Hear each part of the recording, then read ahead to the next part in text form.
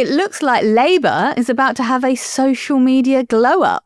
A group of Labour MPs known as the Labour Growth Group wants to increase the party's presence on social media as a way of reaching wider audiences and speaking back to critics. They want to get Labour voices onto the platforms of popular figures and are keen for their backbenchers to become influencers in their own right. The party has also just appointed a new communications chief, former TikTok employee James Lyons, who has advised ministers to appear on more podcasts and in lifestyle magazines. With fewer people watching TV and reading the papers, it seems Labour is starting to view social media as more of a key arena for political discussion. Finally, in 2025, Labour has cottoned on to social media being important. I can't wait for their next campaign to be entirely fidget spinner based. But is it good news? That's the question. Is it good news for politics? Is it good news for podcasts? Is it good news for us, Nish? I don't know how good news it is for us specifically. But I mean, listen, broadly, in principle, the idea of communicating about politics and policy is something I am incredibly in favour of. And given that the majority of media consumption is now online based, it makes a lot of sense. My concern is what this is going to look like, right? Given the kind of stuff Labour has been posting on social media, it does suggest there is a sort of lack of nous, shall we say. Hopefully, the employing of this TikTok guy is actually going to help them understand the mediums a little bit better.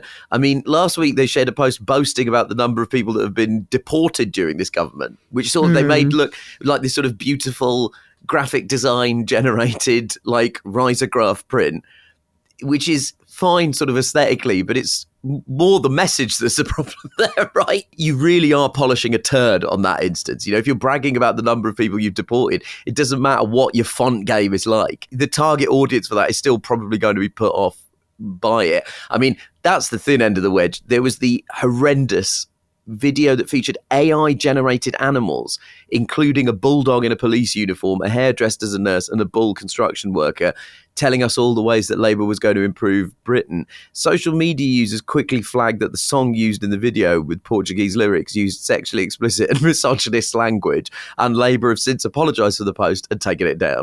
Let's just put it this way. It was not lyrics you would expect to be in a party political broadcast. So the track was by DJ Hollander. It talks about smoking marijuana and having sex with a bitch. The lyrics urge a naughty young girl to sit on the singer's pot crazy dick, and finishes with the line, just a punch in the young girl's pussy. Vote Labour. Vote Labour? What? Oh, God. It's just, my concern is not that Labour ministers are going to be using the internet and social media to communicate. My concern is, what will they be saying and will they be doing it badly? I'm really worried that the next budget is going to feature Rachel Reeves doing an unboxing video with a briefcase. That's, which I think will not be a good look. Now, it is worth bringing up, and this sort of slightly brings us back to the conversation about the beautifully designed deportations poster. Labour MP John McDonnell has been critical of the push for Labour to be on social media. On X, he wrote, "No matter how many TikTok videos are done, there will never be enough to convince people that cutting benefits to disabled people is the right thing to do. It would be better to record a simple message that this attack on vulnerable people has been dropped." And that is a really important point here, okay? Because you can dress it up all you want. If what you're currently talking about is disabled people are going to be poorer, we've deported another load of people, and we sent the police to a Quaker rally, none of that is going to be helpful, regardless of how you dress it up on social media. It does feel like we live in an age of political communication where like getting communication right is kind of all that matters, and the actual substance of it is being neglected. I don't think it's a given that everyone in Labour is terrible at communication. They've got some politicians who are pretty good online. Zara Sultana is a really good example. She's always having like really good conversations online. She's got a sense of humour. I very much enjoy following her. We should probably flag the fact that Zara Sultana and John McDonnell, two of the MPs that we've mentioned, both still had the whip withdrawn. Their status as Labour MPs does come with a heavy question mark next to it at the moment. Specifically to talk further about podcasts, there's another angle to this conversation. So the former City trader turned economics commentator Gary Stevenson, who was a guest on this show, was among those who were approached by the Labour Growth Group. In a recent video on his YouTube channel, Gary's Economics, he laid out the pros and cons of engaging with the party. Let's take a look. I think if I was thinking purely explicitly about like what is best for the YouTube channel, probably I wouldn't have them on. I think we've got a cool channel here. I think we make great videos. I think we make fun, exciting, accessible, educational, informative videos. People like it. We're growing really quickly. We're popular. Everybody hates Labour. I think they're going to do quite a bad job.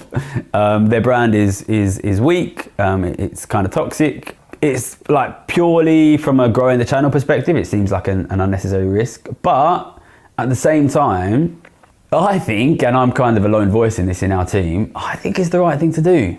We attack them, we criticise them. I think the right thing to do. These guys are literally, they're the government of this country. Yeah, even if we don't have other parties on, I think we have a kind of a duty to let them come on and defend themselves. Nish, what do you think? Where do you stand on all this? Well, look, this is sort of the problem of where we are with the kind of media landscape. The issue with podcasting is that podcasting it originally came about as a kind of alternative to radio. And so podcasting in its inception was, more about unedited, unstructured conversations. And those conversations would frequently be between friends. And there was an implicit understanding that you were effectively endorsing or at least showing some sympathy with the views of the person that you had on your show because you were platforming them. It was your hosting. The podcast is your space. Now, we don't really think about that in terms of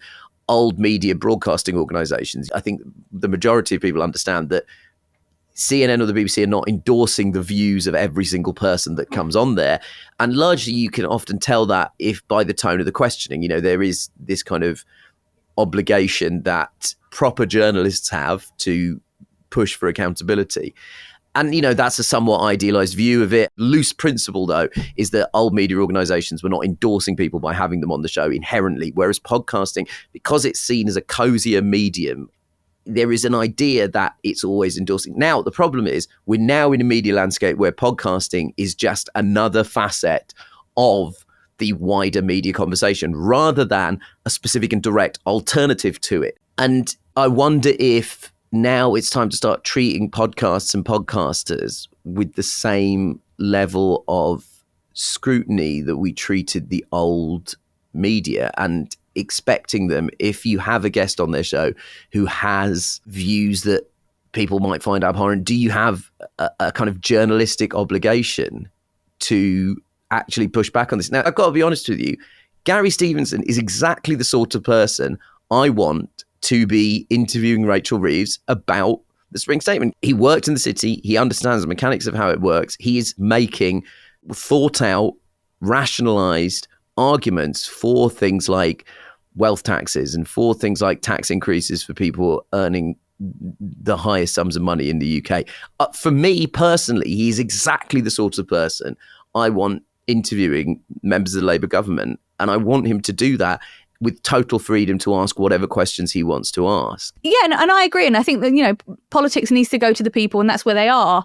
And I think as well, it's worth understanding from the politicians' point of view, or I hope they do understand, that it's a two-way street. They don't know all the concerns about every single demographic, and engaging with media that represents those voices, whether they are predominantly for progressives, or whether they predominantly speak for young people, or they predominantly speak for certain regions, or, this is a fact-finding mission as well. It's a two-way street. It can be a really good relationship. So I think they're missing a trick by not doing that.